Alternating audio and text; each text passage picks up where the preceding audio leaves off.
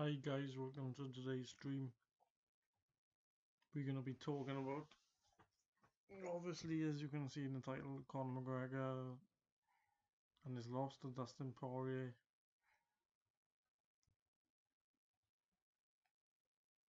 And yeah, just talk about what is the future, and about everything really. So give me 2 minutes and I'll get into it. Don't forget to comment below, comment your thoughts, and yeah, let's get into it. So Conor McGregor came into this fight having lost his last meaningful fight, and I think, if I'm not mistaken, he's picking up losses in his record. So as we can see, in his MMA, he's 3-3 in his last 6 fights. Nothing wrong with that at all. Um, Nothing wrong with that at all. I mean, in MMA, you will get your losses,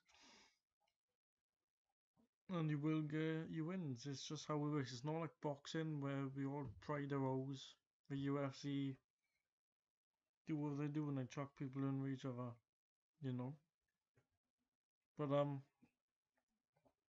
we gonna look at his record, and as you can see, he's got a history of being submitted. He's submitted in Cage Warriors. Only won the Cage Warriors featherweight and lightweight champs. He became a double champion there. And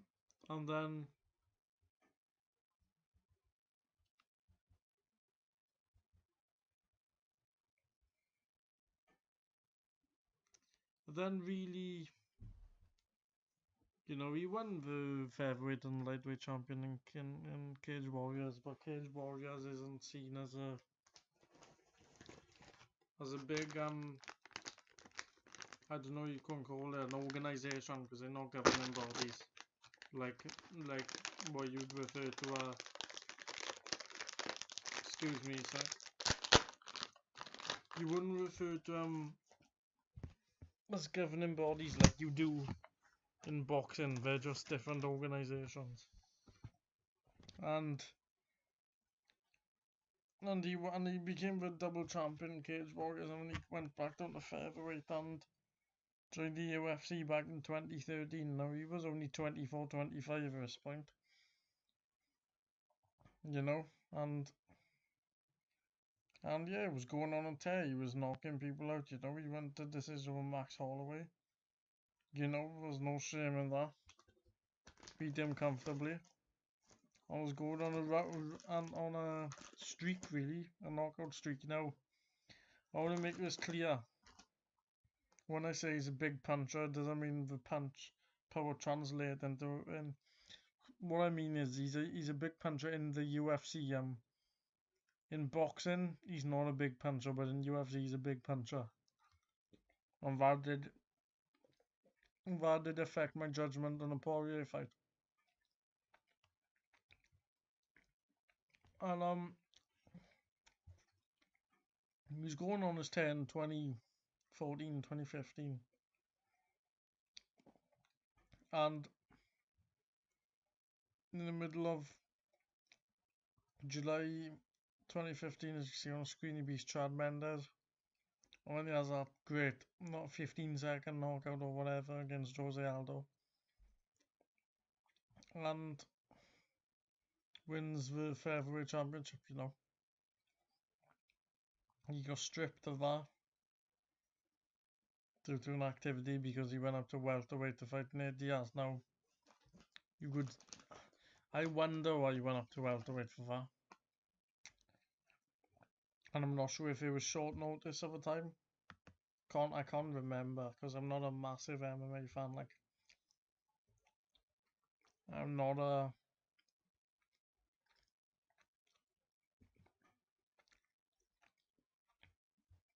I'm not a I'm not a hardcore MMA fan, but I do watch the main ones. But yeah, Zucatelli, the event was expected to be headline between Dos Anjos and McGregor, and a lot of people reckon that Dos Anjos would have beaten McGregor. And Dos Anjos, I believe, is a wrestler. I gotta be honest, I'm not a expert, but he's always BJJ,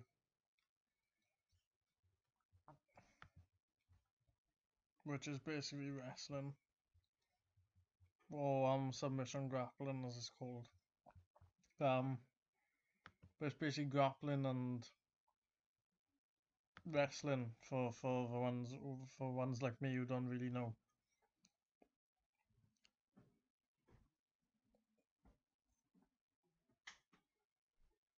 And yeah, I felt like Conor McGregor wouldn't have beat. I mean, it's easy for me to say back, and a lot of people say it. So it's not me saying it, but it's a lot of people saying that Dos Anjos at that time would have beaten McGregor. Now he was a lightweight champion, and McGregor's gonna come up and fight with lightweight champion while he was still featherweight champion. And Dos Anjos pulled out, as it says beer,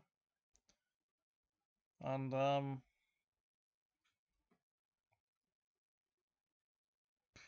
struggling to get an opponent. And then Nate Diaz was announced, and that was a welterweight, and that was a bad decision. I felt like Conor McGregor should have pulled out, but they were great fights, so I'm not complaining. But from a managerial point of view, I'm seeing.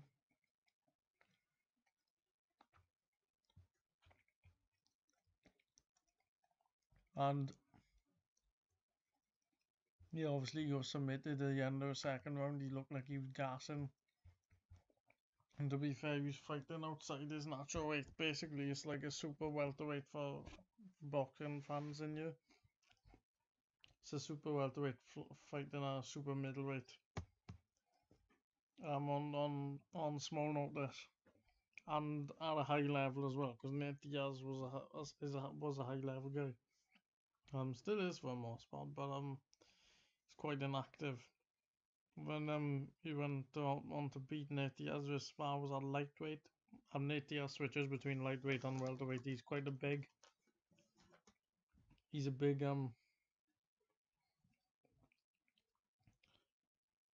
He doesn't rehydrate that much for welterweight. He doesn't struggle because he got the natural size, the length and the height.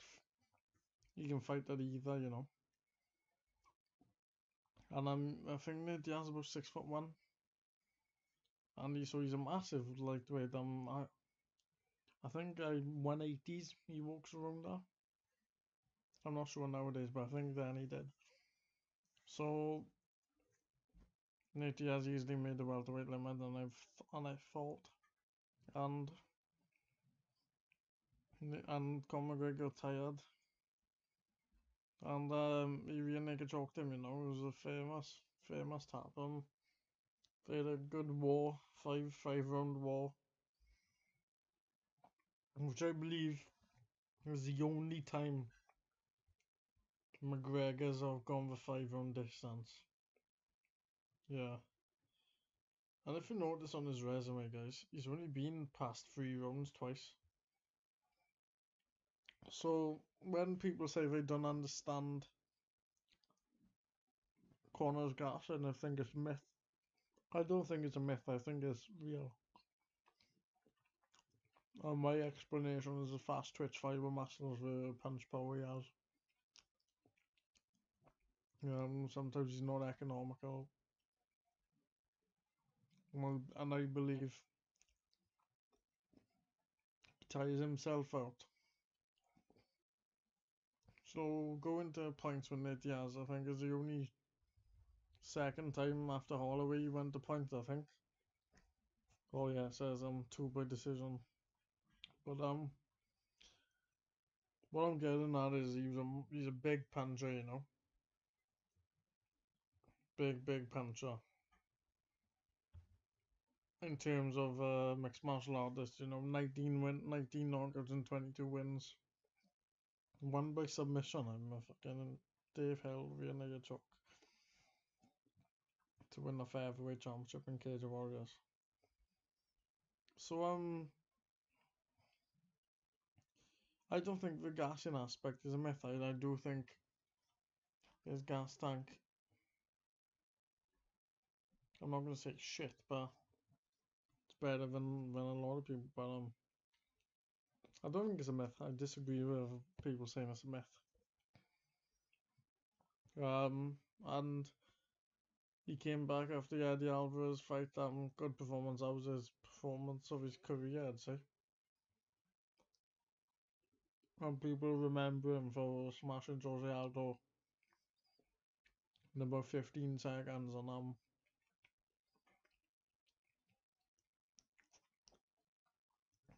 my performance was Eddie Alvarez. I think it was a great performance. That was a good educated performance. And so then he comes back, and 2 years later he's had his boxing match with Floyd Mayweather. He went 10 rounds. He was gassing after 5 rounds, four, 5 rounds. 5 threes is equivalent to 3 5s in this, so it's understandable.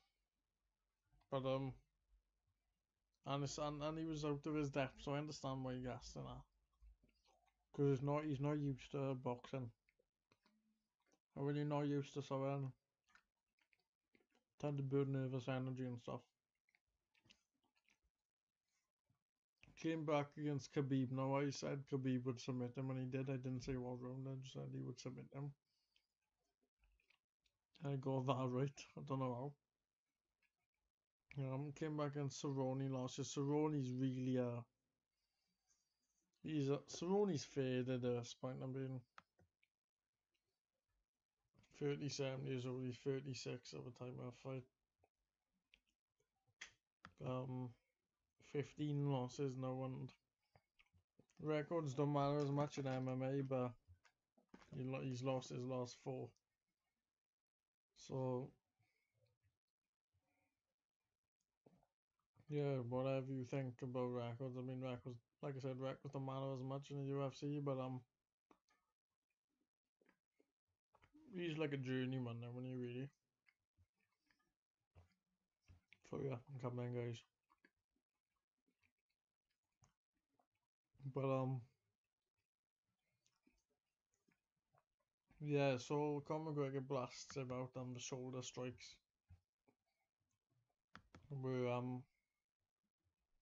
Were key in that.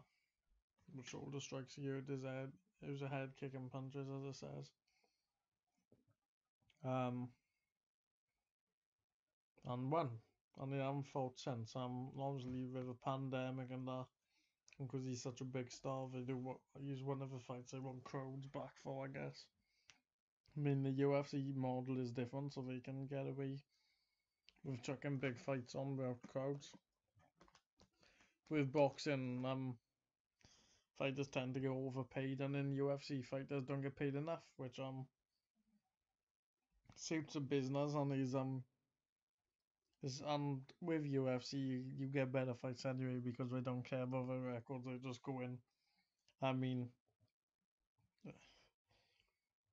I mean, yeah, they don't care. I mean, look at Conor McGregor. He won the featherweight title and went up to welterweight.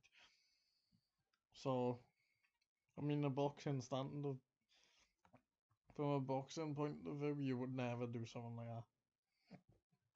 You would never do something like that. It's just from a managerial point of view, it's just not on. But I missed out on the way up. The Poirier one, which is crucial to today. So Poirier one was a quick knockout in just under 2 minutes, and this was a prime McGregor coming up.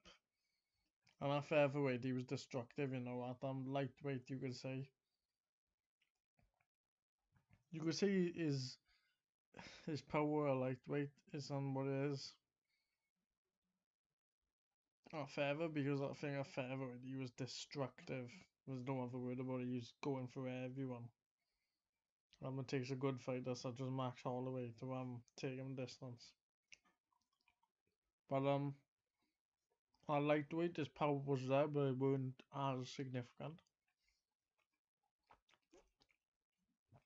On a welterweight we can't really gauge it because he's only had 2 fights and he's 1-1. On a lightweight I believe he is. I mean, he had one. If in the UFC, if you wanna talk about UFC, he's 1-2 lightweight. Lightweight has always been a good division, but if you're including his general record, I believe his record is something like massive win, in lightweight. 3.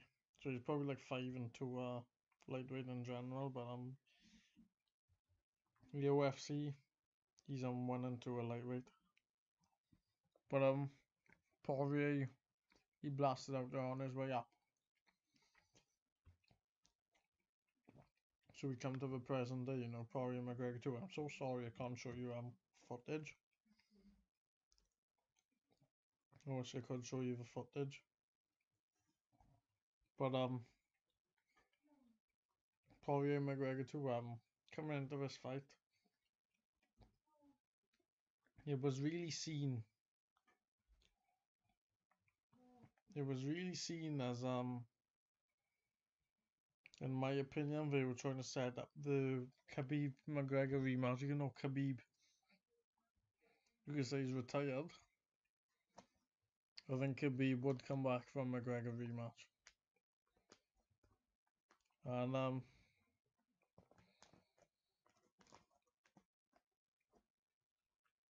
so yeah, the plan was for Khabib McGregor rematch, as I've already said. I lost track of thought and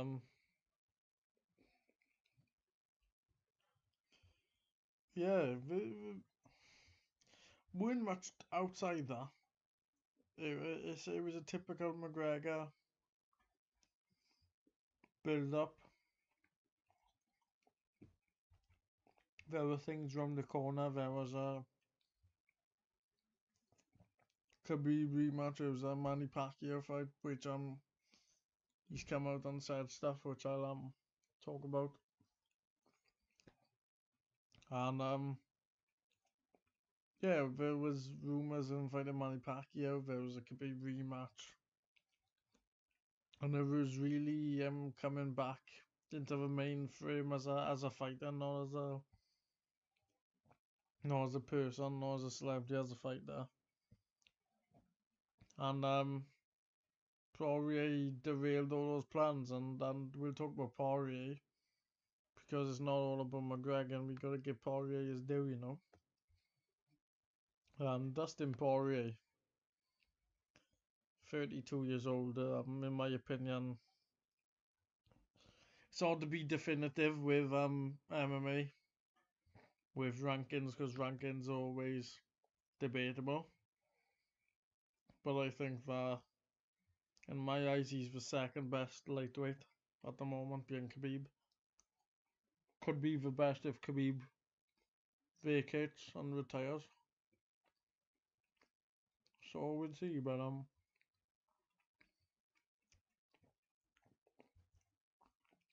featherweight, you know, he's got a win over Max Holloway. You got another win over Max Holloway at lightweight. You know, if Anna, and he was featherweight for quite a long time, if I was not mistaken. 3 years. 3 years he was a featherweight. And geez, he was a huge featherweight, and making featherweight really took the punch resistance out of him. He couldn't hold a shot as well as as well as he can now, and I'll talk about that. Um, he goes to lightweight after the McGregor loss. As you see, fight Yancy Medeiros.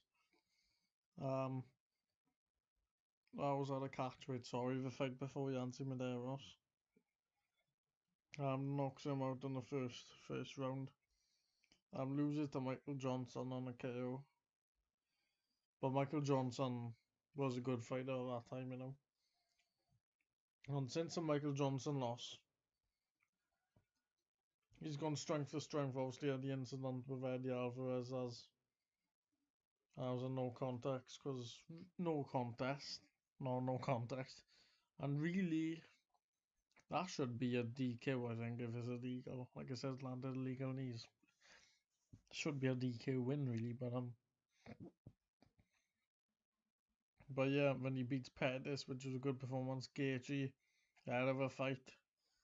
Alvarez too, he stops him in a second, and then he had a bit of a break. He had a bit of a layoff, and he comes back against Max Holloway in April. That was a great fight. That was a good 5 round slug to win the interim lightweight. And by the way, Holloway was the featherweight champ. I was going to say he's the featherweight champ because there was debate about that, but I thought another day, another video potentially. And gets the title shot against Khabib.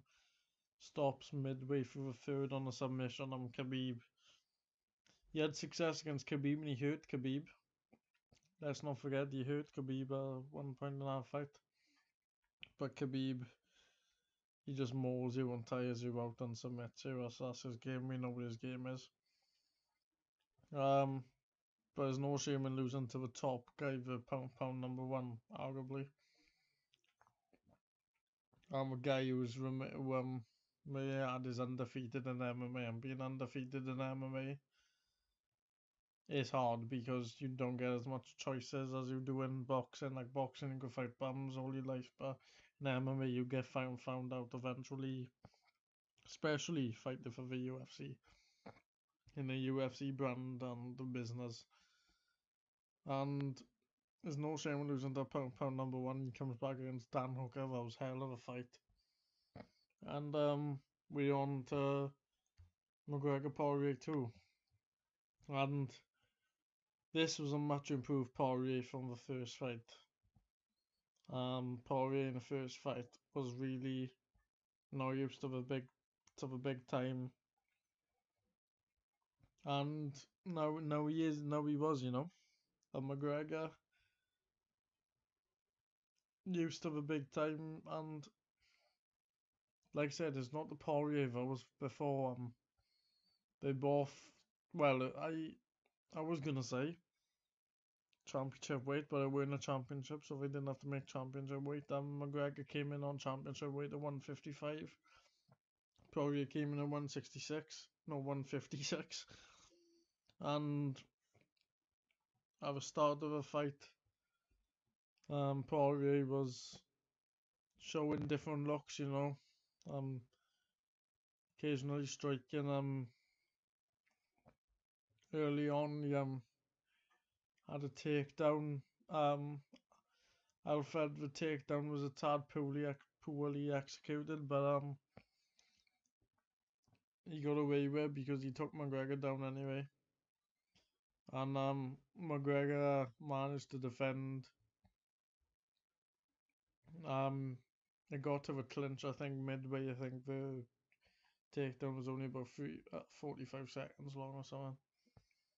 And it was in the clinch, they were exchanging shoulder strikes, they were talking to each other and everything.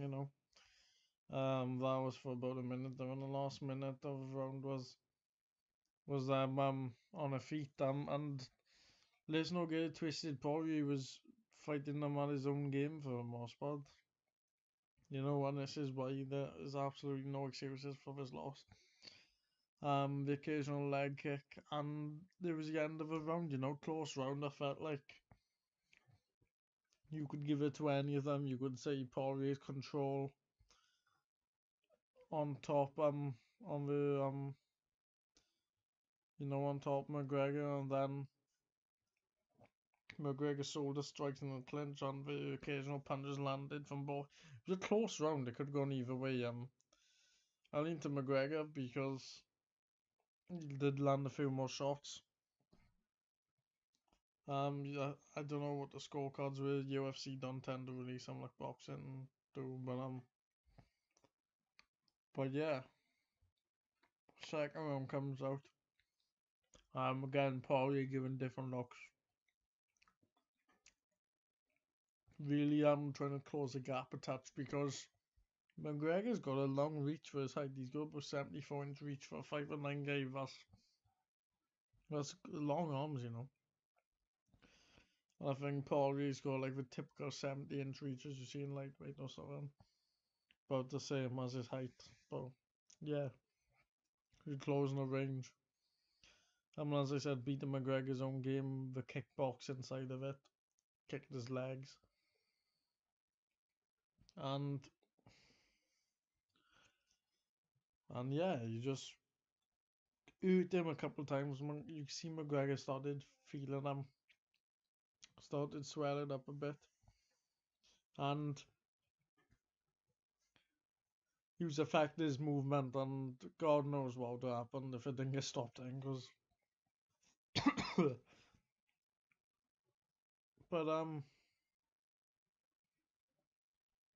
but yeah, leg kicks were really hurting him, and Poirier caught it because his movement was compromised.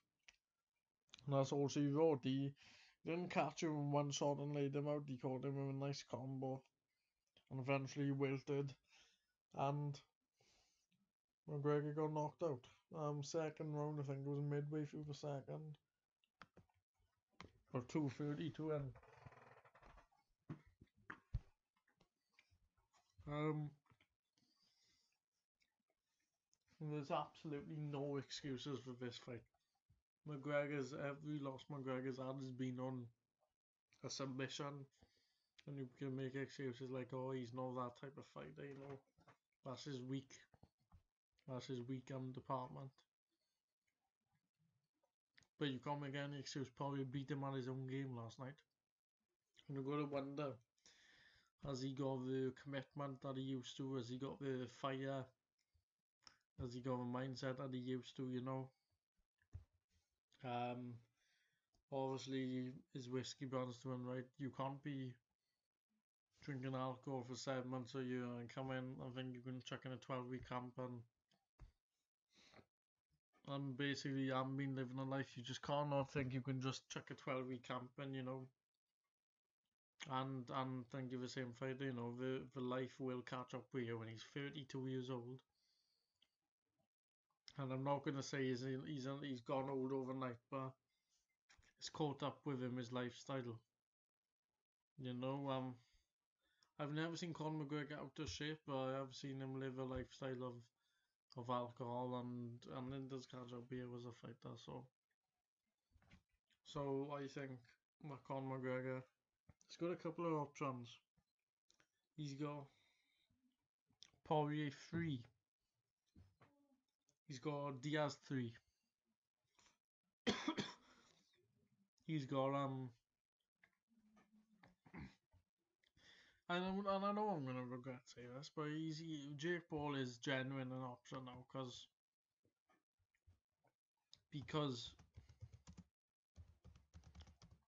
he might have to just go down a level,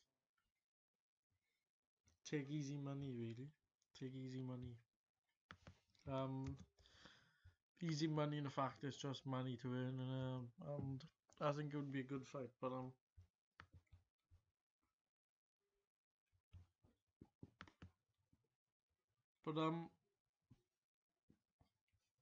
he's got limited options. Like we look at the ratings, right? Look at the ratings. I think this hasn't been updated from last night, so it shouldn't change that much. The only change I can see happening is Conor McGregor dropping, maybe Dan Hooker dropping off his loss, and I'll talk about that. But he's got limited options in this division. Like when we look at it, we go Dan Hooker who lost. Dos Anjos, so really the style doesn't gel. Tony Ferguson, a good wrestler. He's decent all round. And then you got Oliveira, but is Oliveira really a big name? Like you have got the fans won't pay for an underpower opponent. And what I mean by underpower is not that they're not good fighter. It's just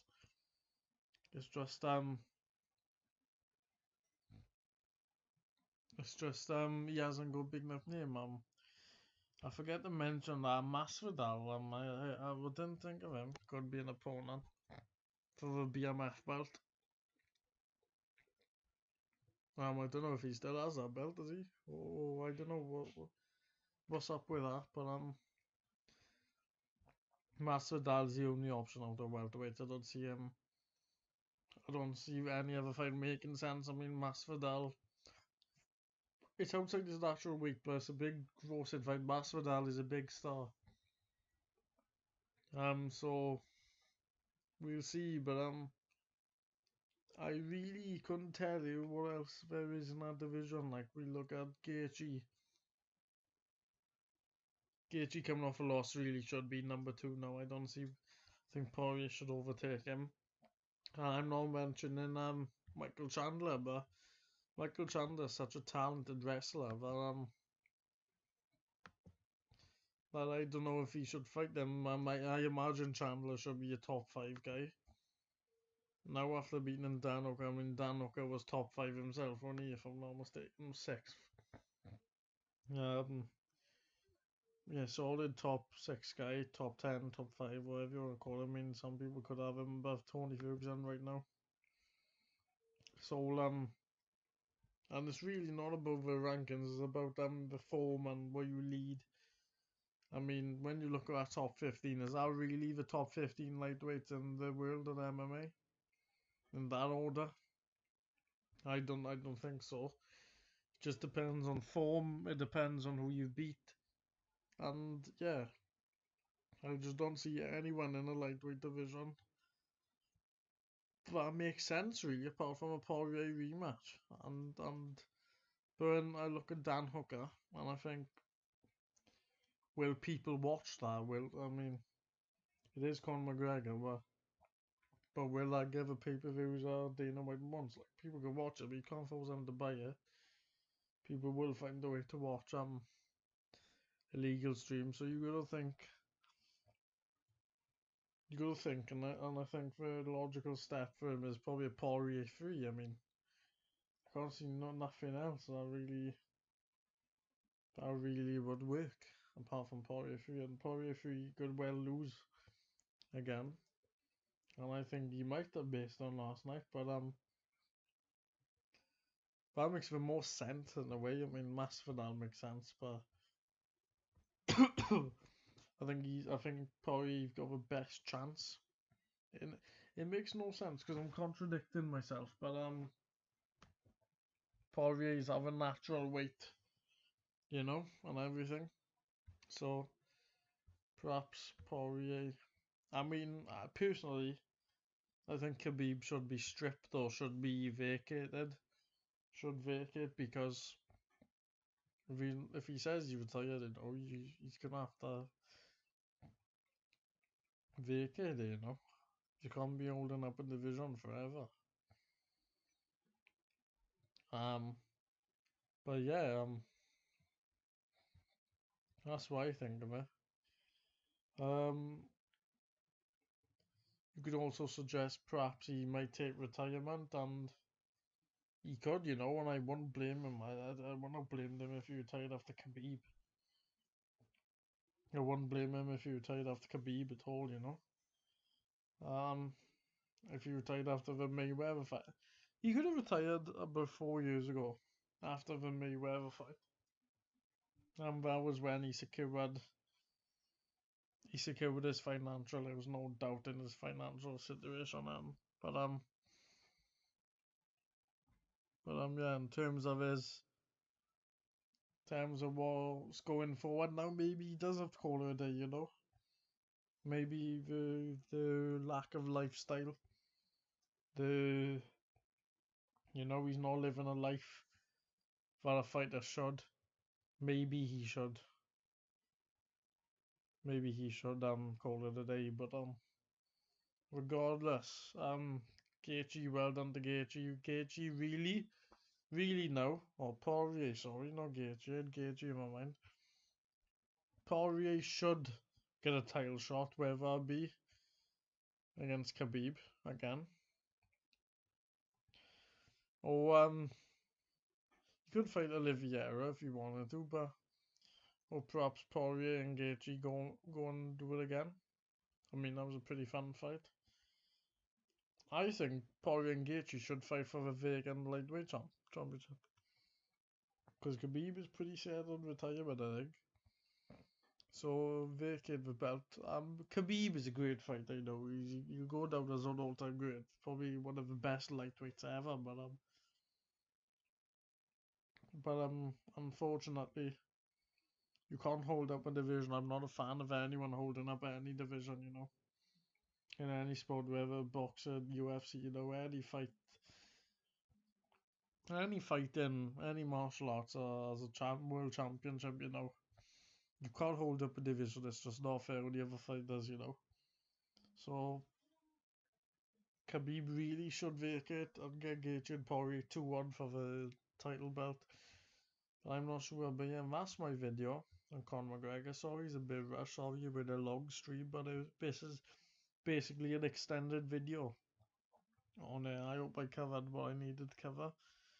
And yeah, guys, I want to say before I go, I apologize for the lack of content this week, for the lack of fight night. I didn't want to oversaturate the channel with fight night, but I may come back with a perhaps Tuesday or Wednesday. I'm not quite sure, but yeah, sorry, I have got batteries for my remote, but yeah, I'll come back with about Tuesday night, I believe. But we'll see how it goes. So yeah, take care, guys. Thank you for watching, and I'll see you soon. Thank you for watching the stream.